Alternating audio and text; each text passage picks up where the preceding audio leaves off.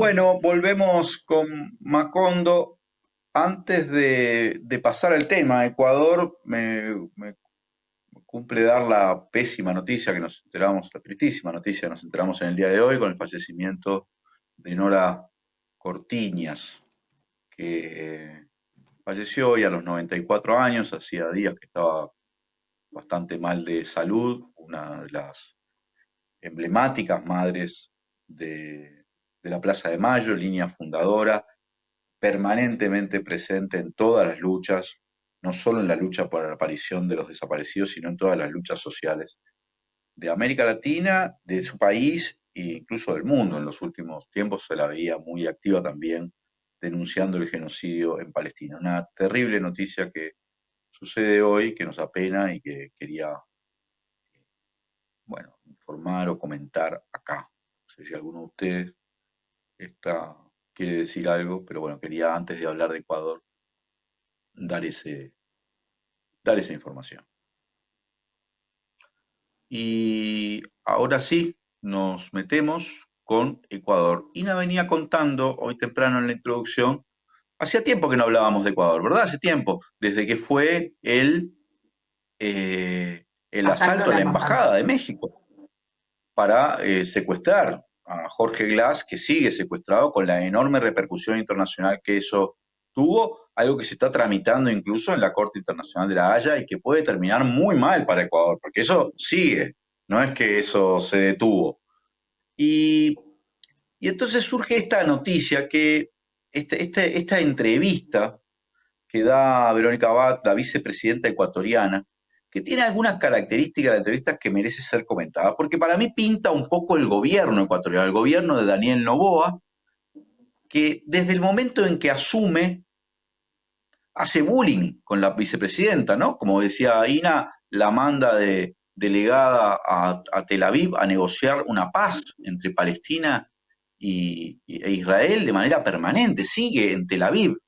Y además, dentro de Ecuador se suceden cosas que tienen todo el tufo a persecución política, entre ellas la detención de su hijo. La propia Abad denuncia que lo que le hicieron a su hijo es parecido a lo que hicieron en la Embajada de México. O sea, ella dice que ese fue un asalto completamente indefendible y que el secuestro de Jorge Glass es de algún modo parecido al secuestro de su propio hijo. Esto lo dice la vicepresidenta, a la que aparentemente quieren forzar a que renuncie y además le están haciendo causas en Ecuador por delitos electorales, delitos que, por cierto, parece que ella sí cometió, pero que también los cometió el presidente, en particular hacer campaña en momentos en que no se podía. De todas maneras, la situación en Ecuador tiene entonces varias aristas y le pedimos a la asambleísta y legisladora ecuatoriana Gisela Garzón que nos acompañe para que nos dé un panorama de este Ecuador después de aquel plebiscito, referéndum que sucedió unos días después, por cierto, del asalto a la Embajada de México, donde el gobierno ecuatoriano quiso anotarse una victoria, pero en las preguntas fundamentales, en las preguntas económicas fundamentales, salió derrotado. Tuvo sí victorias en preguntas vinculadas con la seguridad pública que no sorprendieron a nadie, dado el deterioro de la seguridad pública que ha vivido Ecuador en los últimos años, pasando a ser de uno de los países más seguros de América Latina a uno de los países más peligrosos del mundo en este momento. Entonces, eso no resultó una novedad. Pero ¿cómo ha seguido Ecuador y cómo se explica esta ruptura entre el presidente y la vicepresidenta y qué consecuencias puede tener en la política ecuatoriana? Para ello nos acompaña Gisela, a la que damos la bienvenida. Bienvenida, Gisela. Hola, muchas gracias por el espacio, un saludo a la audiencia. Y bueno, es un gusto compartir esto con ustedes y contarles un poco más de lo que estamos viviendo en el país, en Ecuador, en un momento muy difícil en efecto en términos de seguridad, pero que me parece que escala a un nivel de crisis multidimensional del que aún no vamos a acabar de entender su impacto si es que no lo vemos bajo ese criterio. Y hago esta referencia porque no solo es el tema de la seguridad, sino es la inseguridad anclada a la falta de educación, a la falta de empleo adecuado, un fenómeno de migración del que pretenden no contener ni sostener ni nada por el estilo. Es decir, es una serie de elementos adicionales que sí se derivan de la inseguridad, pero que vienen en detrimento desde los últimos al menos 6 años. Entonces, estamos hablando, insisto, de una crisis multidimensional que de alguna forma explicaría también la posibilidad de juntarse diferentes sectores para enfrentar este problema.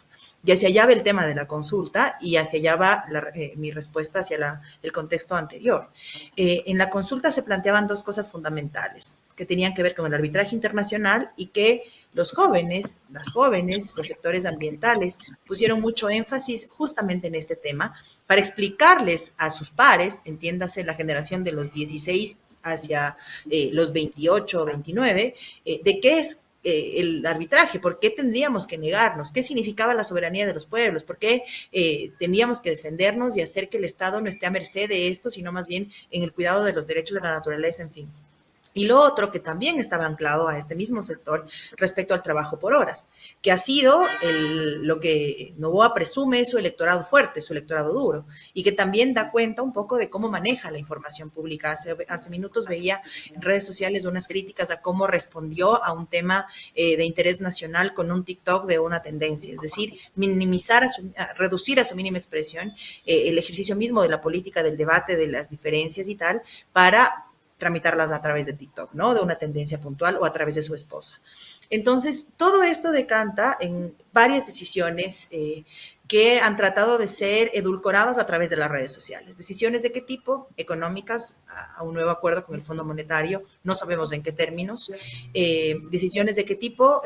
Una respuesta absurda al tema de la consulta diciendo que el de fútbol sabe y que fue un 9-2, ¿no? Y no un 2-9 y que debíamos más o menos nosotros aprender a sumar.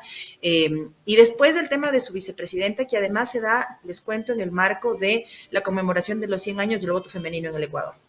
A las mujeres nos ha costado mucho a tener un espacio en la papeleta, la ley de cuotas, luego la paridad y la obligación de la paridad, que lideremos listas para que ahora justamente una vicepresidenta que sí fue electa bajo voto popular, porque ella aparece en la papeleta de votación, tenga que enfrentar este contexto, donde queda claro que además aquellas voces que le tildaban al correísmo de autoritarias, no solo que han mentido, sino que están utilizando el ejercicio del poder para discernir unas diferencias políticas que desconozco desde cuándo vengan, pero que están poniendo en tela de duda los derechos garantizados de las mujeres. Y ojo, que particularmente la vicepresidenta ha estado en las antípodas del feminismo, totalmente. No habla de derechos de las mujeres, no habla de equidad salarial, no habla de nada de eso.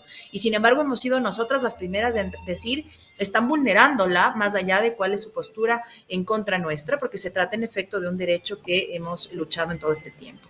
Y adicionalmente, y con esto cierro, vemos un patrón de comportamiento de Novoa alrededor de las mujeres. Tiene problemas que lamentablemente ahora son públicos con la madre de su primera hija, con su expareja, y han sido públicos en términos del irrespeto al tiempo de visitas de la niña, en fin. Problemas con su vicepresidenta, quien decidió sin mayor explicación y lamentablemente sin mayor cuestionamiento de la gente, mandarla a Israel en condiciones que entiendo han sido bastante duras para ella con su familia, sin equipo de trabajo y prohibirle dar entrevistas y demás.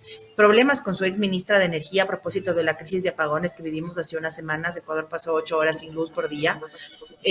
Problemas ahora además con las principales titulares de las provincias o de las gobernaciones, para hacer un poco de didáctico el tema, al punto que las asignaciones presupuestarias mensuales no se las ha dado completas a los gobiernos locales presididos por mujeres, liderados por mujeres.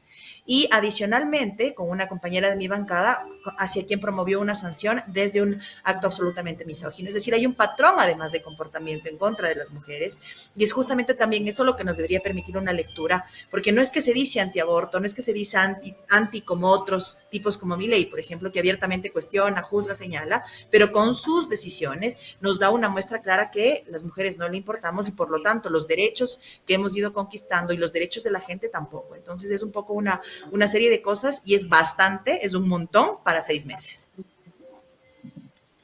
Gisela, buenas tardes, muchas gracias por estar aquí. Ya siguiendo un poco hablando de esta relación rara entre Novoa y su vicepresidenta, en realidad te quería preguntar un par de preguntas a la vez. En primer lugar, todo este caso Nene, el caso del hijo que está acusado, del hijo de Verónica Abad, que está acusado de presunto delito de tráfico de influencias, que fue enviado a la cárcel de máxima seguridad, luego salió pagando una fianza. ¿Lo podemos interpretar como un caso de lawfare o hay sospechas y suficientes como para haberlo mandado a ese tipo de cárcel, ¿no? Por otro lado, el tema de la reelección en 2025 ya él se tendría, ¿no?, que lanzar a la campaña y para ello necesita renunciar y quedaría la figura de la vicepresidenta sustituyéndolo. ¿A qué artilugios se va a recurrir? Porque evidentemente no hay voluntad alguna de que regrese de Tel Aviv de su misión de pacificación del conflicto entre Palestina e Israel. Sí, varios elementos a considerar en la pregunta. Primero, el caso Nene sale casi que a la par de dos casos más judiciales liderados por la fiscal de mi país. Uno denominado caso Metástasis y otro denominado caso Purga, donde figuras, digamos, de la política y del sistema de justicia, anclados a un sector de la política de la derecha, estuvieron vinculados. Y los principales involucrados acabaron también en esa misma cárcel. Y luego del asalto a la Embajada de México y la toma por la fuerza de nuestro compañero Jorge Glass, también fue noticia a la misma cárcel a donde derivaron al hijo de la vicepresidenta, porque allá está nuestro compañero Jorge Glass.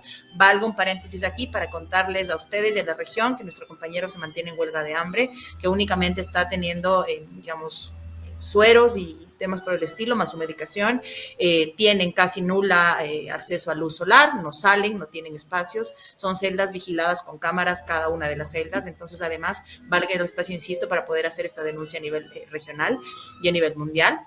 Y luego se da una narrativa más o menos establecida en ese sentido, es decir, cae el expresidente del Consejo de la Judicatura, un personaje vinculado al Partido Social Cristiano, apresan en esa misma cárcel, después de secuestrarlo de la embajada, a Jorge Glass y al hijo de la vicepresidenta. Es una suerte de meterlos a todos en el mismo saco y hacer una especie de revancha o de vuelan todos en ese sentido.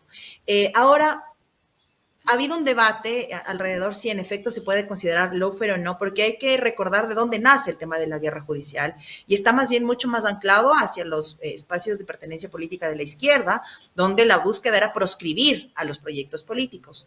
Acá más bien me parece que es una suerte de presión para que la madre tome una decisión alrededor de prisionar a su hijo. Y allí más bien yo lo vería, sin dejar de lado que hay un criterio de persecución, por supuesto, también lo vería como una suerte de violencia vicaria, es decir, el hijo, por grande que sea, no deja de ser hijo, y a través de su hijo violentar a su madre o forzarla a que tome una decisión particularmente política en este contexto puntual. ¿Qué es lo que dicen ahora los voceros e incluso la Secretaría Jurídica de la Presidencia de la República? Que la madre tiene problemas con la justicia, pero si buscamos en el sistema judicial de mi país, no hay nada. Es decir, hay una narrativa alrededor de un señalamiento de corrupción que aparentemente no es tal. Insisto, no la conozco, no la he tratado, no sé, digamos, si es que tiene una defensa adecuada o no y tal. Lo que sí sé es de dónde viene. Y viene de la representación política de la derecha, del partido de Guillermo Lasso en su momento, de otros partidos donde se presentó a la alcaldía de Cuenca, una ciudad de Ecuador. Es decir, desde allá viene. Lo que han dicho es que es de la Revolución Ciudadana y no es cierto. Entonces, yo más bien lo veo desde este enfoque, quizás por mi militancia al feminismo, lo veo desde este enfoque, pero me parece que es una forma además no solo ilegítima de tratar de discernir un conflicto, sino además sumamente dolorosa en términos de integrar al núcleo familiar en una política. Es que la política es la madre, no sus hijos, ¿no? Y en ese contexto también el cuestionamiento hacia allá. Ahora, en efecto, para las elecciones, cuando se trata del mismo cargo, hay que tomar una licencia sin remuneración el tiempo que dure la campaña. Eso dice la ley. Es decir, un mes y un poquito más. Estamos hablando que en nuestro calendario electoral deberían las organizaciones políticas haber inscrito candidaturas hasta el 18 de septiembre. Es decir, hasta esa fecha sabremos quiénes son los candidatos, pero la campaña empieza desde el 31 de enero y todo el mes de 31 de diciembre, perdón, y todo el mes de enero del próximo año. Todo ese tiempo debería Daniel Noboa salir con licencia sin remuneración para enfrentar su campaña. ¿Qué fue lo que ha pasado en el tiempo de la Revolución Ciudadana, por ejemplo? Porque ni Lasso ni Moreno se reeligieron, entonces no hay un antecedente de ellos. Cuando Rafael Correa y Jorge Glass se vuelven a presentar para la reelección o para hacer la campaña en ese momento, salían los dos, el binomio.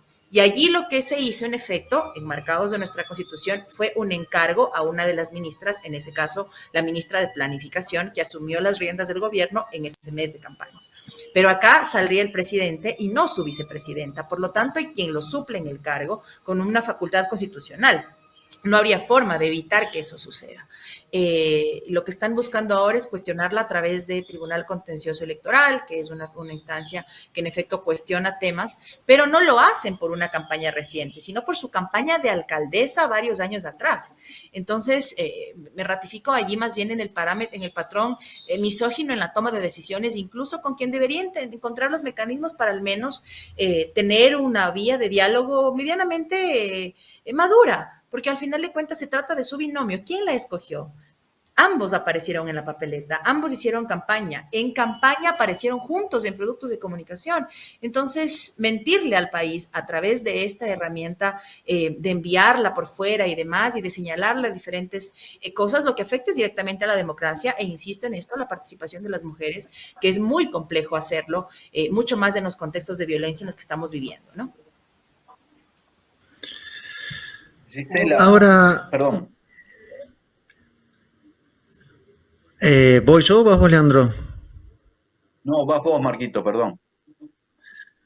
No, yo, digamos, quería traer un tema en la mesa que ha quedado tal vez un poco olvidado de Ecuador, pero si no me equivoco, a principios de este año el gobierno declaró una guerra interna contra los grupos armados, desembarcó el Comando Sur con flashes, titulares.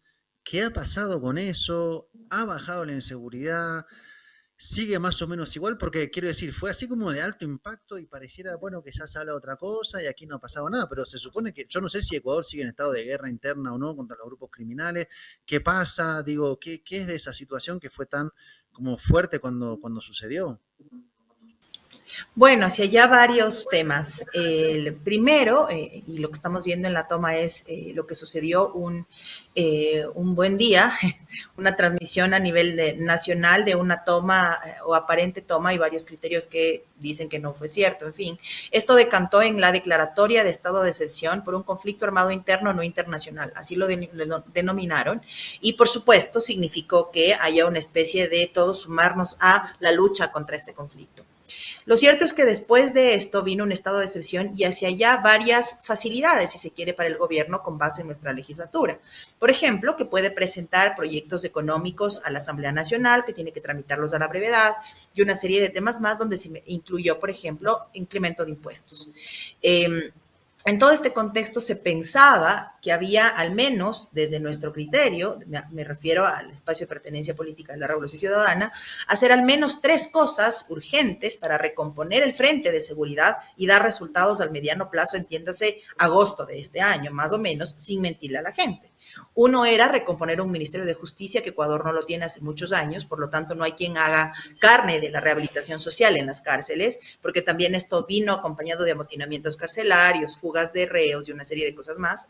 Un siguiente momento que era implementar una política social muy fuerte que llegue a los barrios donde estos grupos de delincuencia organizada están haciendo base, y un siguiente momento del frente de seguridad con policías mejor equipados, armamento, patrullas, motocicletas y una serie de cosas más.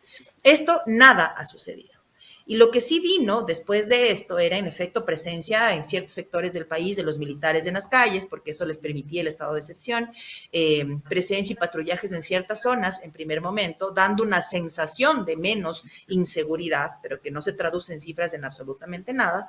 Y lo otro, una práctica que no la habíamos visto en el país de nueva cuenta desde el tiempo de León Febres Cordero, en sus famosos escuadrones volantes, es decir, un gobierno de derecha de hace bastantes años atrás, porque lo que veíamos para mostrarnos que estaban haciendo las cosas era la toma a la fuerza de un adolescente que tenía el tatuaje representativo de una de las bandas, los Lobos, tenía tatuado un lobo, le hacían agarrar una piedra, tratar de borrarse el tatuaje mientras cantaba el himno nacional. Es decir, esa era la lucha, entre comillas, contra el crimen organizado mientras los cabecillas habían fugado.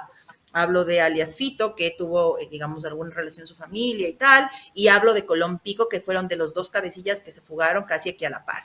Entonces, se trató más bien, a nuestro criterio, de una puesta en escena Insisto que esto no cuestiona la inseguridad per se, pero la inseguridad se atiende de otra forma, ¿no es cierto? No con estados de excepción, porque siendo el caso, Guillermo Lasso, que es su antecesor, tuvo alrededor de una veintena de estados de excepción con el mismo criterio y ninguno dio resultado. Entonces, si es que los estados de excepción sirvieran para algo, tendríamos mejores condiciones de seguridad, pero no es el caso. Entonces, son gobiernos que además piensan que la violencia se atiende con más violencia, al punto que llegaron a difundir una noticia que las unidades educativas construidas en la Revolución Ciudadana, pero ahora algunas vacías porque hay una deserción escolar altísima, van a ser utilizados de cuarteles. Entonces estamos cambiando balas por libros, estamos cambiando libros por balas, estamos dejando a nuestros niños a su suerte y son los mismos que tiempo después aparecen como la carne de cañón de los grupos de delincuencia organizada. Y si hay un tema que particularmente es doloroso para quienes vemos en el ser humano con vida digna, la posibilidad de la salida adelante de los países, es que de acuerdo a cifras recabadas por el ex presidente del Consejo de la Judicatura del tiempo de la Revolución Ciudadana, Gustavo Yalc, hay un porcentaje sin precedentes de muertes de infantes en contextos de violencia. Víctimas colaterales llaman unos, nosotros lo llamamos como niños muertos en manos de la violencia, en cruces de balas. Ha habido casos de niños que mueren en una heladería porque entran a robar y entonces una bala perdida acabó con su vida. Niños en contextos de masacres familiares, entra y hay una ráfaga de disparos en una fiesta familiar y pues acaban muriendo hasta los que no debían o no estaban en la mira de este tipo de disputas, y tampoco hay nada alrededor de eso. Entonces, en efecto, nos estremeció lo que vimos en televisión nacional.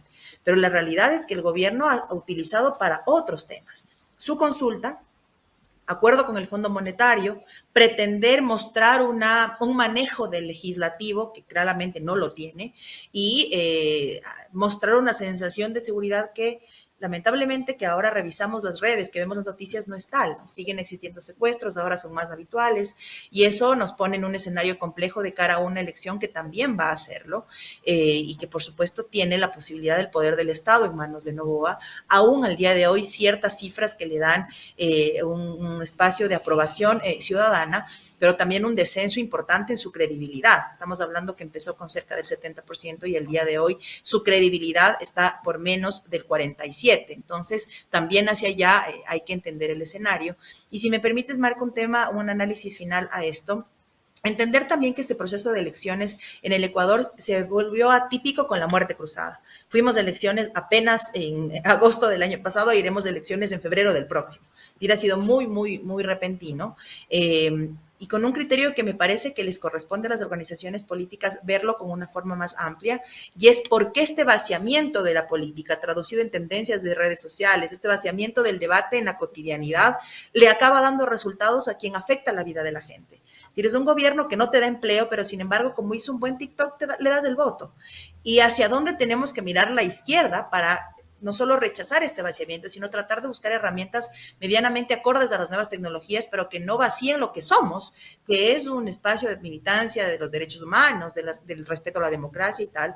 Entonces, me parece que ese ya también deberá ir el análisis para poderlo poner sobre la mesa en una próxima oportunidad, pero también es el reto para las elecciones que vienen. Muchas gracias, Gisela Garzón, por habernos acompañado en Macondo. Gracias a ustedes por el espacio, un gusto. Gracias, Gisela. Y hemos llegado ya a las 21 horas del Río de la Plata, 2 de la mañana acá en Europa. En esta parte de Europa, hay partes todavía más. Estaba pensando en Moscú, que son las 3 de la mañana. Y nos tenemos que despedir hasta el jueves que viene. Ya ahí vamos a saber el resultado de la elección en México y seguramente tendremos la presencia de Pigmenio que lo teníamos previsto para hoy, para conversar la próxima semana. Gracias a todos y a los que enviaron sus me gustas y sus súper gracias. Gracias especiales. Miles de gracias. Súper gracias.